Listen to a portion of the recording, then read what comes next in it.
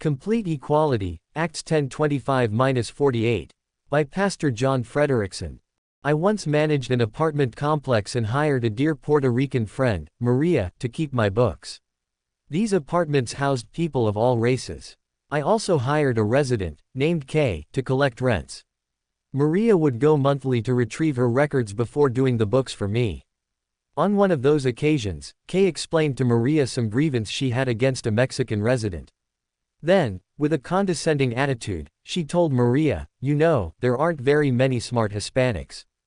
It is a sad reality that mankind has always demonstrated disdain for those who are not of their ethnic group or social status. There was a feudal system in Europe, segregation in America, and as we see in our text, the Jews considered themselves superior to Gentiles. God had chosen the Jews to be his special people. Even the Old Testament law prohibited close interaction with Gentiles, unless they turned in saving faith to Jehovah. This required separation. However, Israel was not intended to carnally feed their egos with an attitude of superiority. Because the Lord has no pleasure in the death of the wicked and is not willing that any should perish, it was always the plan of the Father to redeem anyone who looked to him in faith.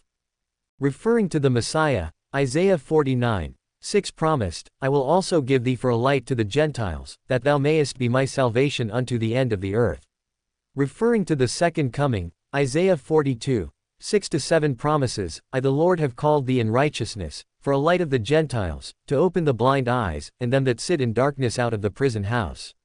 Isaiah 60:3 continues, "And the Gentiles shall come to thy light." God was explaining to Peter in Acts 10 that the Lord was already opening the door of salvation to all mankind.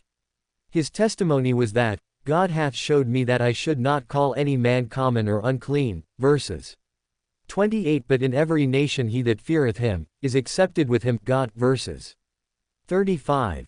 Every believer needs to learn what Peter learned in Acts 10.